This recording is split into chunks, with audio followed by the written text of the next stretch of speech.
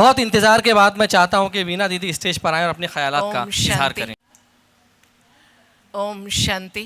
विश्व रचयिता, सर्वशक्तिमान, इस दुनिया को सब कुछ देने वाला जीवनदाता परमेश्वर को याद करते हुए मंचासीन सभी गणमान्य और आज के इस कार्यक्रम के कर्ता धर्ता आदरणीय डॉक्टर सिद्दीकी साहब, आप सभी को, खासकर डॉक्टर साजिद सिद्दीकी साहब को प्रजापिता ब्रह्मा कुमारी ईश्वरीय विश्वविद्यालय की ओर से कोटि कोटि शुभकामनाएं प्रस्तुत करते हैं।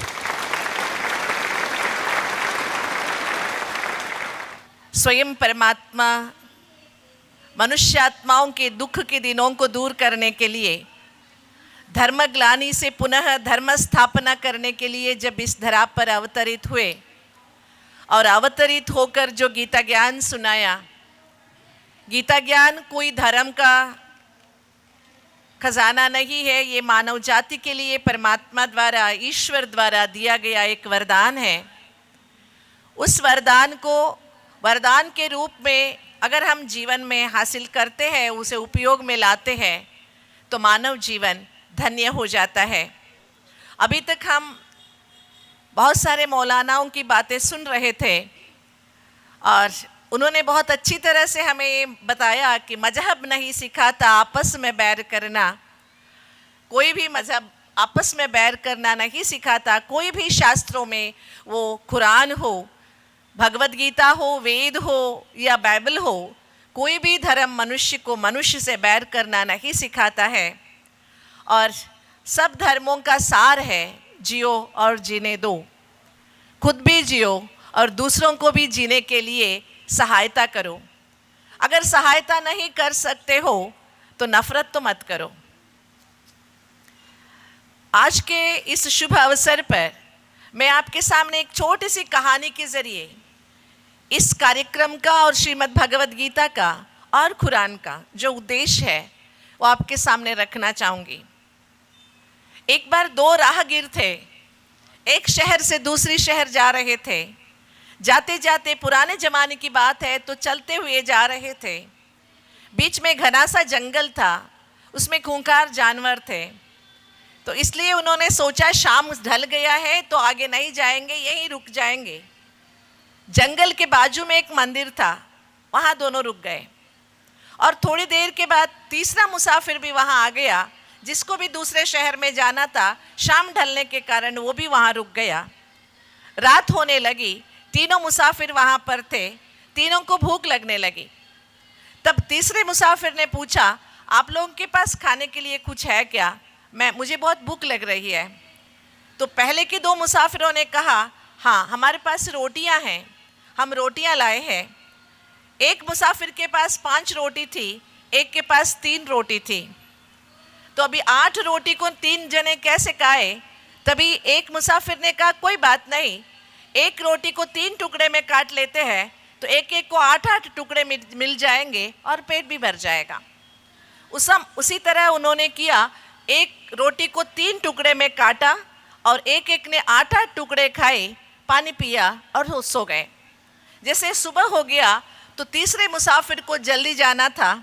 उसने कहा, रात को जब भूख लगी थी आप लोगों ने मुझे खाना खिलाया, रोटी खिलाई, आपका बहुत बहुत शुक्रिया, लेकिन आपसे मैं फोकट में नहीं खा सकता हूँ। आपको मैं 8 सोने के सिक्के दूंगा, आप दोनों बांट लेना। वो 8 सोने के सिक्के दे के चला गया। अब 8 सोने के सिक्के 2 लोगों में बांटना था। तो 3 रोटी वाले बंदे ने कहा, 4-4 बांट लेते हैं। लेकिन 5 रोटी वाले बंदे ने कहा, ये ऐसे कैसे हो सकता है, मेरी 5 रोटी है और तेरी 3 रोटी है, इसलिए 5 और 3 में बांटते हैं। बहस छिड़ी। अब बहस बढ़ ही रही थी, धूप भी चढ़ रहा था, अगले शहर जाना था, इनको व्यापार करना था। तब तक मंदिर के पुजारी जी आए। उन्होंने पुजारी जी के सामने, भगवान के सामने 8 सिक्के रखे, बोला शाम को लौटेंगे, तब तक भगवान से पूछ के रखना। तो पुजारी जी पूजा के बाद वहाँ ही लेट गए थे। जब लेटे थे उनकी आंख लग गई, आंख में भगवान उनके सामने आए, मतलब सपने में भगवान आए। तो सपने में पुजारी जी ने भगवान से पूछा, मेरे पास एक समस्या है, 8 सिक्के बांटने हैं, दोनों को बांटना है। तो मेरा विचार कहता है कि 5 रोटी वाले को 5 सिक्का और 3 रोटी वाले को 3 सिक्का दे देंगे। लेकिन भगवान कहता है मेरा विचार ऐसे नहीं कहता। तो पुजारी जी ने पूछा, आपका विचार क्या कहता है? तो भगवान ने कहा 5 रोटी वाले को 7 सिक्के मिलने चाहिए और 3 रोटी वाले को 1 सिक्का मिलना चाहिए। तब पुजारी जी को अजूबा लगा, कहा ये कैसे न्याय है तेरा, ये कैसा इंसाफ है? तब भगवान ने इंसान को समझाया, पुजारी जी को समझाया कि आप सोचिए, पहले वाले की 5 रोटी थी, 3-3 टुकड़े किए गए तो 15 टुकड़े हुए। उसमें से उन 15 टुकड़े में से उसने खुद 8 टुकड़े खाए और 7 टुकड़े तीसरे को दिया। और जो जिनकी 3 रोटी थी, उन 3 रोटियों में से उसने खुद 8 टुकड़े खाए और 1 टुकड़ा दिया। तो भगवान ने कहा जितनी रोटी थी उसकी गिनती नहीं होती है, जितने तुमने दिया उसकी तुझे प्राप्ति होती है। इसलिए हमारे पास कितनी दौलत है, कितनी विद्या है, हम कितने पढ़े हैं, हम कितने बड़े हैं, इसका कोई हिसाब नहीं होता। हमने कितनों को क्या दिया इसका हिसाब होता है। अगर हमको प्यार चाहिए, अगर हम प्यार से जीना चाहते हैं तो पहले हम प्यार दें। अगर हम प्यार देंगे तो सामने वाले से भी हमें प्यार मिलेगा। इसलिए पहला देना सीखे।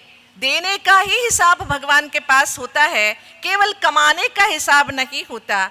इसलिए बंधुओं, कोई भी धर्म मनुष्यात्मा को खुद भी खुश रहे और दूसरों को खुशियां बांटे, खुद भी शांति से रहे, दूसरों को भी शांति दे, खुद भी भगवान के साथ बहुत अच्छी तरह से ईमानदारी से जिए और एक भगवान को माने, ये गीता का संदेश हमें सिखाता है। गीता का मूल संदेश है, जो हुआ अच्छा हुआ, जो हो रहा है अच्छा हो रहा है, और जो होने वाला है वह और ही अच्छा होगा। इसलिए अगर हमें अपने जीवन में जो बीत गया, उन बीते हुई बातों को, गड़े मुर्दों को उखाड़ कर देखने का बंद करके आज से एक नया शुरुआत करें, नई सफ़र शुरू करें, तो जिंदगी में हम बहुत कुछ हासिल कर सकते हैं। गीता कहती है, अनन्यास चिंतयन्तो माम ये जनाः पर्युपासते तेषां नित्याभियुक्तानां योगक्षेमं वहाम्यहम्। जो भगवान को अनन्य भाव से याद करता है उसका सब कुछ देख रेख भगवान करता है। अनन्य भाव का मतलब है तेरे बिना कोई नहीं। इस दुनिया का रखवाला, इस दुनिया का रचयिता एक ही भगवान है। एक एव शक्ताः साक्षात् चिदानंदमयो विभुः नामानि बहवः सन्ति एकस्य परमात्मना। हम मौलाना जी की बातें सुन रहे थे, उन्होंने सभी भाषाओं में भगवान को क्या क्या नाम से बुलाते हैं बहुत अच्छी तरह से, बहुत स्पष्ट तरीके से हमारे सामने रखा। ये हम सब जानते हैं। हिंदी में 2 शब्द है, जानना और समझना। हम जानते बहुत कुछ है लेकिन समझते बहुत कम है। समस्या यहीं से शुरू होती है। इसीलिए इंग्लिश में एक बहुत अच्छा प्रोवर्ब है, all literates are not educated. All literates are not educated. अगर नाम के सामने लंबे लंबे डिग्रीज लगा देने से कोई सुशिक्षित नहीं कहलाता है। अगर सुशिक्षित बनना है तो जो विद्या हम हासिल करते हैं उसे जीवन में उतारने का प्रयास करें। गीता हमें कहती है, सा विद्या या विमुक्तये। विद्या वो है जो हमें दुखों से, बंधनों से, समस्याओं से, परेशानियों से, नफरतों से मुक्त करे, उसी को विद्या कहते हैं। विद्या सब शब्द संस्कृत के वित्त शब्द से निकला है। इसका अर्थ है रोशनी, प्रकाश। जिनके जीवन में आलस्य ना हो, अलबेलापन ना हो, नफरत के अंधकार ना हो, जिनके जीवन में केवल परमात्मा प्यार भरा हुआ हो, उसी की जिंदगी में विद्या आ सकती है। इसलिए बंधुओं, बहुत मुख्य बात यहाँ पर, कल भी मैंने गीता के संदेश में मेरे जीवन की एक छोटी सी घटना बताई थी, आज फिर से दोहराना चाहूँगी। जो दोबारा सुनेंगे वो मुझे क्षमा करें, लेकिन वो बहुत ज़रूरी है। मैं कर्नाटक से बिलोंग करती हूँ। कर्नाटक साउथ इंडिया में है। हम लोग हिंदी से इतना ज़्यादा प्यार नहीं करते हैं। लेकिन हमें त्रिभाषा सूत्र के अनुसार हिंदी पढ़ना ही पड़ता है। हमें 50 मार्क्स हिंदी पढ़ना पड़ता है। जब हम स्कूल में पढ़ते थे, हमारे क्लास में एक लड़का हुआ करता था जिसको हिंदी का कितना भी कहने पर अ आ इ ई लिखने को नहीं आता था। एक बार मास्टर जी ने उसे खूब डांटा और कहा, शायद ये हिंदी का जो पुस्तक है इसे पानी में भिगो के रख ले, पीस के पी ले, शायद तेरे को अकल आ जाए, हिंदी समझ में आ जाए। नेक्स्ट डे जब हम स्कूल गए, मास्टर जी ने हिंदी का पुस्तक खोलने को कहा, उसके पास पुस्तक ही नहीं था। मास्टर ने डांटा, नालायक आज पुस्तक भी नहीं लाया क्या? तब उसने कहा, मास्टर जी ये क्या बात हुई, कल आपने कहा था हिंदी के पुस्तक को भिगो के रख के पीस के पीने के लिए। सच में उसने वैसे कर दिया था। बेचारे को 3 दिन अस्पताल में भर्ती होना पड़ा। मैं क्यों कह रही हूँ? हमारे पास होली कुरान है, हमारे पास श्रीमद् भगवद गीता है, हमारे पास बहुत सारे धर्म ग्रंथ हैं। हम उसे पूजा करते हैं, हम उसका सम्मान करते हैं, लेकिन क्या जो ग्रंथों में लिखा है उन शब्दों को जीवन में उतारने का हमने कभी कष्ट किया है? जो पुस्तक में है उसे मस्तक में लाने का हमने थोड़ा सा भी प्रयास किया है क्या? पढ़ना, रटना, जपना, इससे जीवन नहीं बदलता।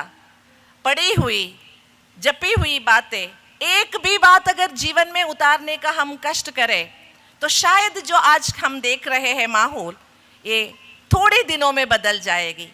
ये केवल आशा नहीं, हमारा विश्वास है। विश्वास जरूर है। सोच बदलेगा तो समाज बदलेगा। पहले समाज को नहीं बदलना है, पहले हमें अपने सोच को बदलना है। जैसे सोचोगे वैसे बनोगे। जब से इंग्लिश सीखा है तब से हमने एक प्रोवर्ब सीखा है, as you think so shall you become. जैसे सोचोगे वैसे बनोगे। तो क्या अगर हम अच्छा सोचना शुरू करते हैं, मुझे डॉक्टर अब्दुल कलाम जी की एक बात बहुत अच्छी लगती है। उन्होंने अपनी पुस्तक में विंग्स ऑफ फायर में 4 बातें लिखी है। हर मनुष्य को सुखी बनने के लिए, समाज को सुधारने के लिए पॉजिटिव होना बहुत ज़रूरी है, सकारात्मक सोच रखना ज़रूरी है। पहले पॉजिटिव, लेकिन पॉजिटिविटी के साथ साथ प्रैक्टिकल होना बहुत ज़रूरी है। अब अगर आप सोचें, वीना दीदी ने सफ़ेद साड़ी पहन रखी है, ये अगर लाल साड़ी पहनती तो बहुत अच्छा लगता। ये कोई नेगेटिव सोच नहीं है, लेकिन ये प्रैक्टिकल भी नहीं है। इसलिए क्योंकि मेरी साड़ी मेरी चॉइस है, इसलिए पॉजिटिव सोच का प्रैक्टिकल होना, प्रैक्टिकल के साथ पर्पसफुल होना, पर्पसफुल के साथ पीसफुल होना बहुत ज़रूरी है। ये चारों अगर साथ में आ जाए तो हमारी सोच अवश्य ही समाज को एक वरदान साबित होगा। इसलिए श्रीमद् भगवद गीता का एक बहुत अच्छा उद्देश्य लेके हमारे साजिद भाई जी ने जो अनुवाद किया है कुरान की रोशनी में, आशा हम ये करते हैं क्योंकि हम सब एक ही मुल्क के निवासी, सर्व पापेभ्यो मोक्षयिष्यामि मा शुचः।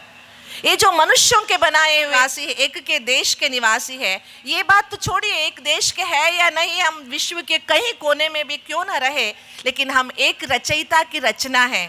हम सब का क्रिएटर एक है। मयि सर्वविदं प्रोक्तम सूत्रे मणिगणा इव। गीता कहती है, मत्त परतरम नान्यत किंचिदस्ति धनंजय मयि सर्वविदं प्रोक्तम सूत्रे मणिगणा इव। भगवान ईश्वर, अल्लाह, गॉड जिसे हम कहते हैं, जो शांति का सागर है, प्यार का सागर है, जो करुणा का सागर है, दया का सागर है और सर्वशक्तिमान है, उनके साथ हम सब जुड़े हुए हैं। कैसे जुड़े हुए हैं? आपस में हम सभी उसी की रचना है। हम सभी के दिलों में प्यार है, हम सब प्यार चाहते हैं। ईश्वर प्यार का सागर है, हम सब उसके साथ जुड़े हुए हैं। जैसे कि एक तार में एक माला जुड़ती है, उसी तरह हम सब भी जुड़े हुए हैं। इसलिए श्रीमद् भगवद गीता हमें कहती है, सर्वधर्मान परित्यज्य मामेकम शरणं व्रज। अहम, ये धर्म है, जीने के लिए बनाया है, लेकिन जीने के लिए बनाए हुए इन धर्मों को हम मरने के लिए, मारने के लिए इस्तेमाल कर रहे हैं। ये तो बहुत बड़ी गलती है।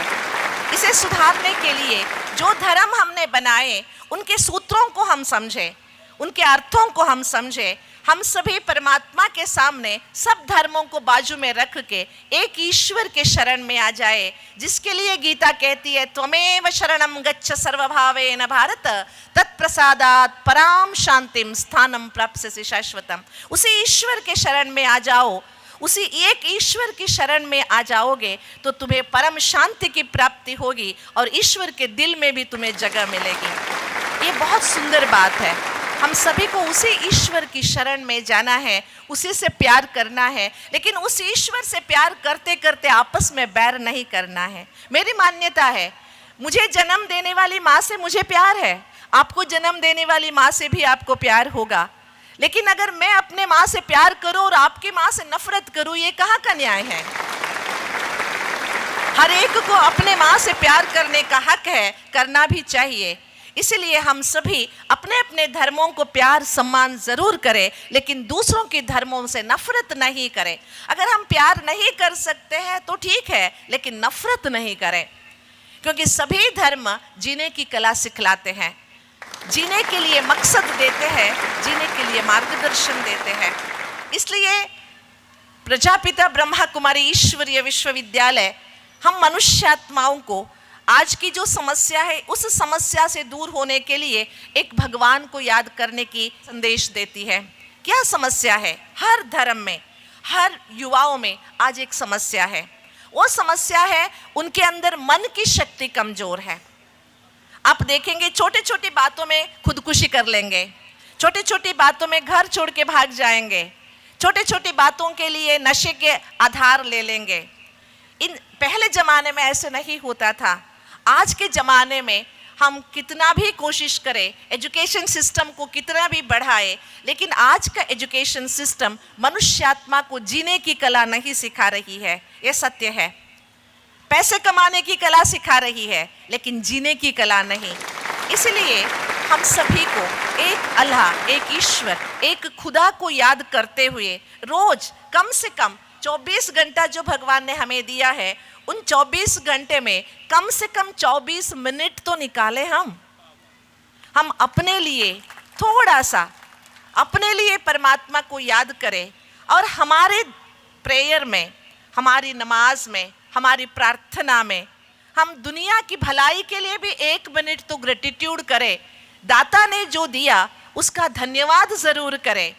अगर दिए हुए का धन्यवाद करना सीखते हैं और जो चाहिए वो हमें ज़रूर मिल जाता है। इसलिए जो भी आज हम यहाँ उपस्थित हुए हैं, हम ऐसा संकल्प करेंगे डॉक्टर साजिद सिद्दीकी जैसे भाई बंधु और हजारों संख्या में बढ़े, जो कि सभी भारत देश के निवासियों को एक करने के लिए एकजुट हो जाए। सबके विचारों में समानता लाने की ये जो कोशिश है, जो भगवान भी चाहता है। भगवान कहता है न हि ज्ञानेन सदृशम पवित्रम इह विद्यते तत्स्वयं योग संसिद्धः कालेनात्मनि विन्दति। ज्ञान के समान, नॉलेज के समान ताकत दुनिया में किसी चीज़ की नहीं है। वो ज्ञान की रोशनी हमें परमात्मा से, अल्लाह से, ईश्वर से प्राप्त होता है। इसीलिए जब ज्ञान को मनुष्यात्मा प्राप्त करता है, उसके जीवन में बैलेंसिंग आता है। बैलेंसिंग आने से मनुष्यात्मा कभी अपने स्वभाव के वशीभूत नहीं होता। तो आप और हम सभी मानते हैं कि दुनिया का रचयिता एक है। सभी मानते हैं कि नहीं मानते हैं? जो कौन कौन मानते हैं कि दुनिया का रचयिता एक ही है?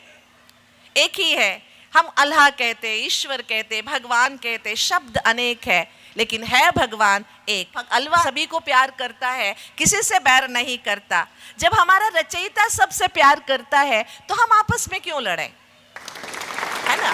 इसलिए अभी मैं आपसे यही गुजारिश करना चाहूँगी कि बहुत नेक उद्देश्य से, बहुत एक पवित्र उद्देश्य से, शुद्ध भावना से हमारे भाई जी ने ये पुस्तक का या तर्जुमा की है, ट्रांसलेशन की है, ये सफल हो जाए, ये हर एक के दिल तक पहुँचे, क्योंकि उन्होंने दिल से काम की है। हमारे में कहते हैं दिल की बात दिल तक पहुँचती है और दिमाग की बात दिमाग तक पहुँचती है। तो ये बात मैं समझती हूँ इन्होंने दिमाग से तो नहीं की है, ये दिल से की है। तो दिल से की है तो सबके दिलों को पहुँचेगा, छुएगा। और जो इनका उद्देश्य है आज जो मालेगांव में शुरू हुआ है वो पूरी देश में फैल जाए और पूरे देश में फैलते फैलते पूरे भारतवर्ष को, पूरे हिंदुस्तान को विश्व गुरु बना दे। इसी आशा के साथ हम सब फिर से, जो गीता कहती है परमात्मा के बारे में, परमात्मा एक ही प्रकाश स्वरूप है, जिसको नूर कहते हैं, जिसको प्रकाश कहते हैं। ज्योतिषामपि तज्ज्योतिः तमसः परमुच्यते, ज्ञानम ज्ञेयम ज्ञानगम्यम हृदि सर्वस्य विष्ठितम। और हम सभी को पता है मृत्यु एक दिन हम सभी को आना है। बचपन खेल में खोया, जवानी नींद भर सोया, बुढ़ापा देख कर रोया, और एक दिन गया। क्या लेके गया? खाली हाथ आया जग में, खाली हाथ जाएगा, भरोसा नहीं जीवन का, पल में बुझ जाएगा। इस माइक की भी गारंटी है, लेकिन मानव जीवन की कोई गारंटी नहीं है। जितना दिन हम इस दुनिया में हैं, प्रेम प्यार से रहे, उस परमात्मा का धन्यवाद करें, उस परमात्मा से प्यार करें, उसी एक परमात्मा की शरण में आए, तब हमारा जीवन सफल हो जाएगा। बहुत देर से सुन रहे हैं, मैं एक छोटी सी एक्सरसाइज कराना चाहूँगी। आप सभी ने बहुत देर से सुना, आपको याद रहेगा?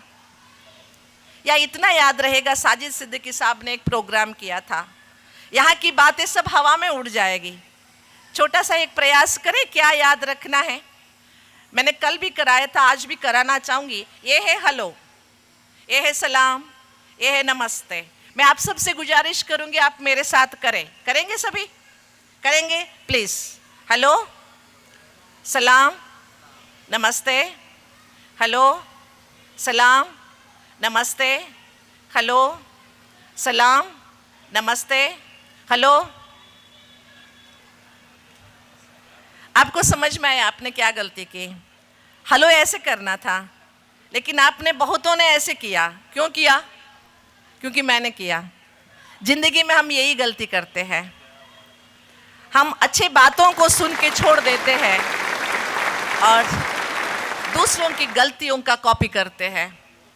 इसलिए हमें नकलीची बंदर नहीं बनना है, हमें अच्छी बातों को सुनना है, अच्छे बातों का अनुसरण करना है और ईश्वर को जीवन का साथी बनाकर आगे बढ़ना है। खुदा दोस्त है हमारा, उसको दोस्त बना लीजिए। ईश्वर हमारा वरदाता है, जीवन दाता है, उसी की शरण में जीवन को सफल कीजिए। इन्हीं आशाओं के साथ और एक बार हम संकल्प करते हैं, साजिद सिद्दीकी भाई जी जैसे हजारों हिंदू मुस्लिम बंधु निकले, जो इस समाज को जोड़ के रखे, पुनः भारत स्वर्णिम भारत बन जाए। इन्हीं शुभ आशाओं के साथ भाई जी ने प्यार से बुलाया, सम्मान दिया। ईश्वरीय विश्वविद्यालय की ओर से, पूरी संस्था की ओर से पुनः मैं उनको शुभकामनाएं देती हूँ। ओम शांति। बहुत ही बेहतरीन ख़यालात का इजहार ब्रह्म कुमारी वीणा दीदी ने हमारे सामने किया और इनकी बात से मुझे वेद का एक मंत्र याद आ गया, एकम सद्विप्र बहुधा वदंती, कि वो सत्य केवल एक है, विद्वान लोग उसे अलग अलग नामों से जानते हैं। अगर हम कुरान का मुताल्ला करें तो हमको पता चलेगा कि तमाम रंग और तमाम ज़बानें उस मालिक की निशानियां हैं। तो संस्कृत भी उसी की ज़बान है, जहाँ उस अरबी उसी की ज़बान है। इसी फ़र्क को दूर करते हुए डॉक्टर साजिद सिद्दीकी साहब ने यहाँ पर इस किताब को एक मुस्लिम होते हुए लिखा हुआ है।